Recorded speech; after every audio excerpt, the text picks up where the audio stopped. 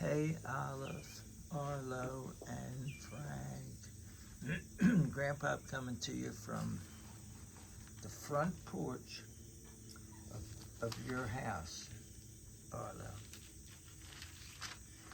in Walden Ridge, Tennessee, outside of Chattanooga. In fact, Arlo, you, now Duncan's out here with me, so that's cool. We might see Duncan charging around in the yard out there. But anyway, although you're in taking a nap now, you were rambunctious. We took your dad to the airport. He had to fly to St. Louis on business, and he'll be back in a couple days. Your mom is going to work tonight. That's why I'm here. And you're not too happy because your world is different. But worlds change. The only thing that's constant in the world is change. And a lot of times that change is chaos.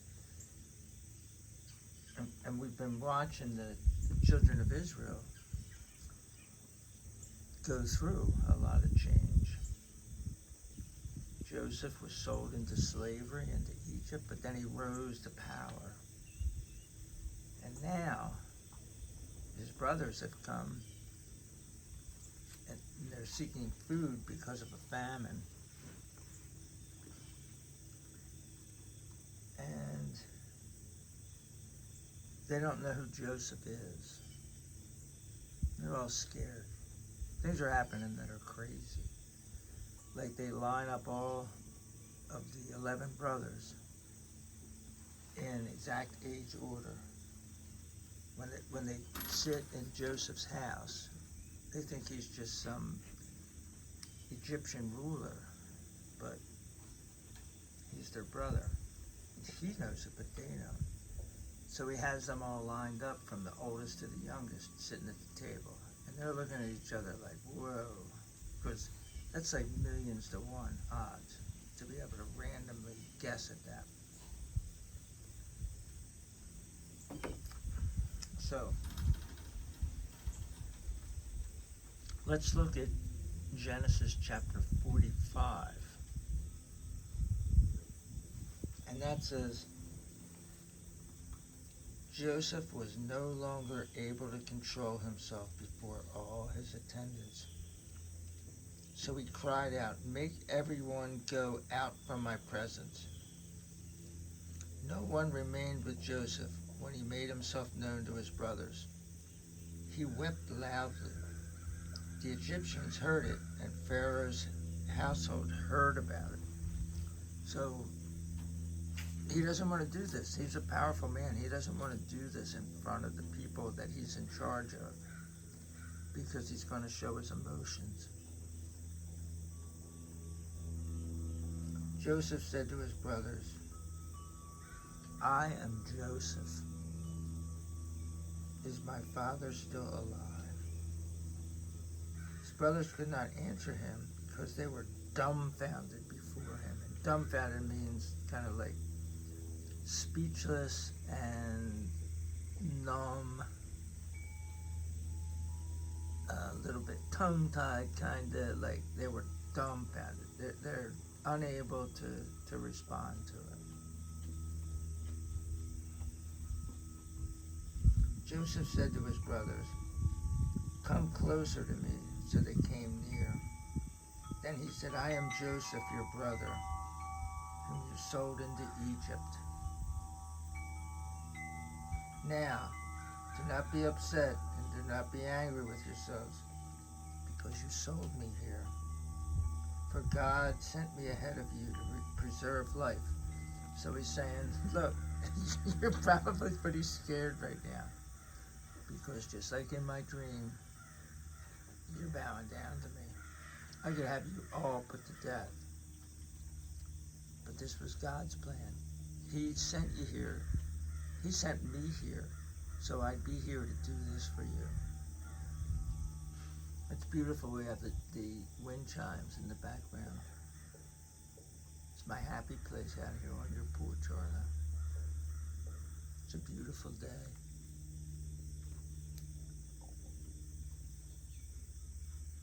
For these past 2 years there has been a famine in the land, and for 5 more years there will be neither plowing nor harvesting. God sent me ahead of you to preserve you on the earth and to save your lives by a great deliverance.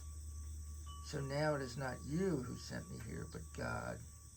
He has made me an advisor to Pharaoh, lord over his household and ruler over the land of Egypt. Now go up to my father quickly and tell him, this is what your son Joseph says. God has made me lord of all Egypt. Come down to me. Do not delay. You will live in the land of Goshen, and you will be near me. You, your children, your grandchildren, your flocks, your herds, and everything you have. I will provide you with food here, because there will be 5 more years of famine.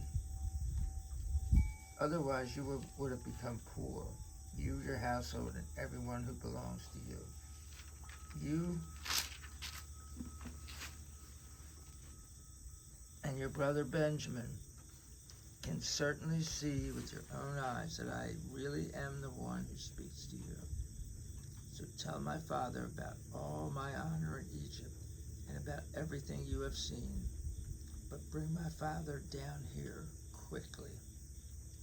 Then he threw himself on the neck of his brother Benjamin and wept. And remember, him and Benji are the sons of the same mother. He kissed all his brothers and wept over them. After this, his brothers talked with him. You wet my whistle.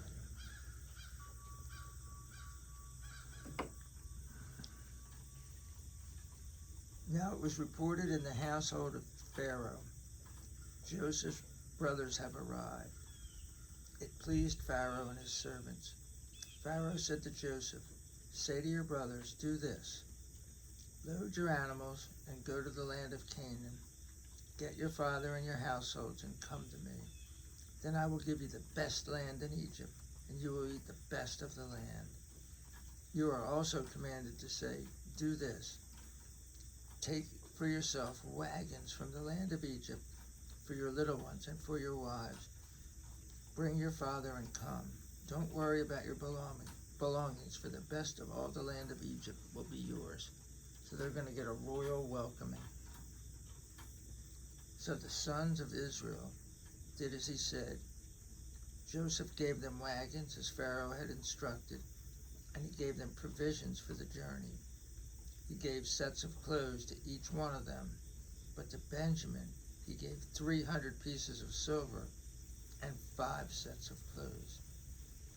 To his father he sent the following: 10 donkeys loaded with the best products of Egypt, and 10 female donkeys loaded with grain, food, and provisions for his father's journey. Then he sent his brothers on their way, and they left. He said to them, as you travel, don't be overcome with fear. So they went up from Egypt and came to their father Jacob in the land of Canaan. They told him, Joseph is still alive, and he is ruler over all the land of Egypt. Jacob was stunned, for he did not believe them. But when they related to him everything Joseph had said to them, and when he saw the wagons that Joseph had sent to transport him, their father Jacob's spirit revived. So imagine, because he's thought he's dead all these years. And we know it's going to be, I don't know, at least 10 years. He was in prison for a couple of years. They're several years into this feast. They had the feast and then the famine. So, yeah, maybe like 12, 15 years. I'm sure that some biblical scholar has figured it out. Then Israel said, enough. My son Joseph is still alive. I will go and see him before I die. And next time, we're going to get a chance to look at them go into Egypt and what happens when they get into Egypt. Until then, kids, peace out.